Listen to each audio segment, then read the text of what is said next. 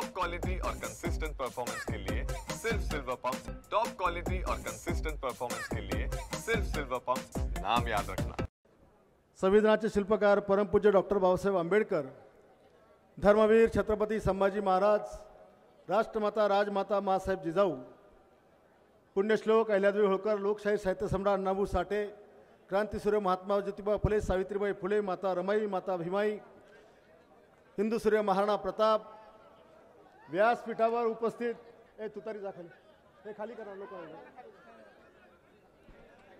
व्यासपीठावर आभार यात्रेच्या निमित्ताने आपल्या लाडक्या बहिणींना भेटायला आलेले, लाडक्या भावांना भेटायला आलेले, लाडक्या शेतकऱ्यांना, कष्टकऱ्यांना, सर्वांना भेटा करता आलेले आपल्या राज्याचे माजी मुख्यमंत्री तथा राज्याचे विद्यमान उपमुख्यमंत्री, आपल्या सर्वांचा प्राण आदरणीय एकनाथरावजी शिंदे साहेब, व्यासपीठावरील पाणी पुरवठा मंत्री गुलाबरावजी पाटील साहेब, जलसंधारण मंत्री संजयजी राठोड साहेब, आपले भूमिपुत्र खासदार तथा केंद्रीय आयुष मंत्री आदरणीय प्रतापरावजी जाधव साहेब, केंद्रीय माजी मंत्री तथा माजी खासदार आदरणीय आनंदरावजी अडसूळ साहेब, व्यासपीठावरील सर्व माजी आमदार, सर्व जिल्हा प्रमुख, तालुका प्रमुख आणि इतक्या रखरखत्या उन्हामध्ये सुद्धा आपल्या साहेबांना भेटण्याकरता आलेले सर्व शिवसेनेचे पदाधिकारी,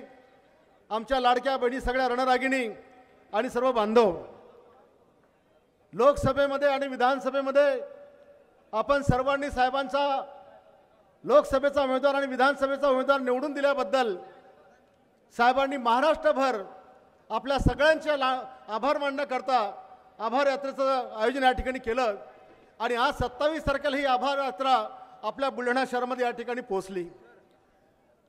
आदरणीय साहेब, आपण मुख्यमंत्री असताना या बुलढाण्याला जे काही दिलं, 70 वर्षाच्या काळात कधी या बुलढाण्याला जितकं दिलं नाही एवढं आपल्या काळामध्ये या ठिकाणी मिळालं।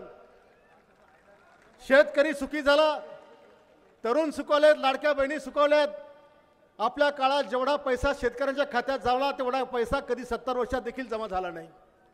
आज मला अभिमानानं सांगायचं वाटतं की आमचा मोताळा तालुका 5000 आत्महत्याग्रस्त शेतकऱ्यांचा तालुका, ज्या तालुक्याला फक्त 103 हेक्टर सिंचन होतं फळबागाचं, आपल्या कृपेने आपण जी जलसंधारणाची कामं केली, आज 650 हेक्टर पर्यंत 750 हेक्टर पर्यंत सिंचन आपलं पोचलं, बागायती पोचली। सिंचन क्षेत्र आपलं 6000हून 23000 पर्यंत पोचलं आणि आज 6% असणारं सिंचन, तुम्ही जे काही प्रोजेक्ट आता पुढच्या काळात बैठका घेऊन आपण जे मंजूर केले ते पूर्ण झाल्यानंतर 1 इंच सुद्धा जमीन जे आज आहे म्हणजे 93% टोटल दुष्काळ आहे, 100% सिंचनाखाली आल्याशिवाय राहत नाही, एवढं मोठं काम साहेब आपल्या माध्यमातून या मतदारसंघामध्ये होत आहे। आणि कधीही या मतदारसंघातला शेतकरी जसं तुम्ही मुख्यमंत्री झाल्यानंतर जाहीर केलं होतं की मी एकाही शेतकऱ्याला आत्महत्या करू देणार नाही, तर तुमच्या कर्तृत्वामुळे हे सगळं या भविष्यामध्ये या मतदारसंघामध्ये शक्य होणार आहे। एकही शेतकरी कधी आत्महत्या करणार नाही, एवढा तर त्या ठिकाणी सुकवल्या जाणार आहे। अनेक धरणं, अनेक प्रोजेक्ट, फूड पार्क असेल, टेक्स्टाईल पार्क असेल, जिनिंग असेल, सुतगिरणी असेल, अनेकांच्या बैठका आपल्या माध्यमातून मी घेतल्या आणि अनेक कामं त्या ठिकाणी मार्ग लावली। साहेब, आपल्या बुलढाणा शहराचं पॅटर्न CBSEचं, भारतामध्ये बुलढाणा नगरपालिका एकमेव नगरपालिका होती भारतामध्ये की जिने नगरपालिकेच्या 5 शाळा उभारून CBSE पॅटर्न चालू केलं। ते पॅटर्न आपलं राज्य सरकारने त्या ठिकाणी स्वीकारलं आणि खेड्यापाड्यामध्ये आता हे पॅटर्न त्या ठिकाणी राबवायला सुरुवात झाली।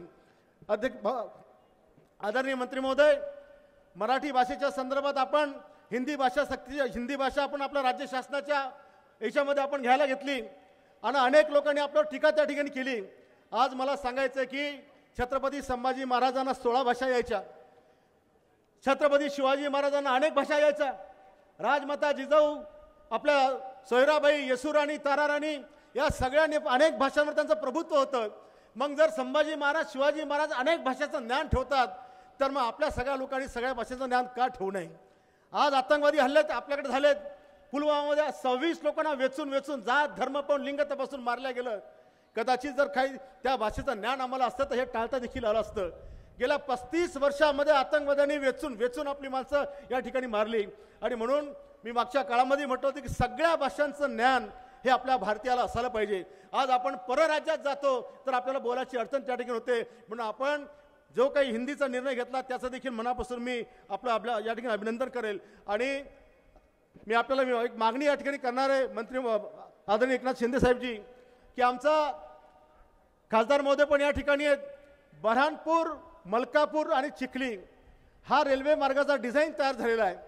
हा रेल्वे मार्गाचा डिझाईन तयार झाला. हा जर मार्ग आपल्या माध्यमातून केंद्रीय मंत्र्याला, केंद्रीय रेल्वे मंत्र्यांना सांगून जर या ठिकाणी जर पूर्ण झाला तर आम्हाला बुलढाण्यातूनच दिल्ली जाता येईल आणि बुलढाण्यातूनच आम्हाला मुंबईत जाता येईल. आम्हाला कुठेही भुसावळला जायची गरज पडणार नाही, कुठे मलकापूरला जायची आम्हाला गरज पडणार नाही. त्याचं डिझाईन देखील त्या ठिकाणी तयार आहे.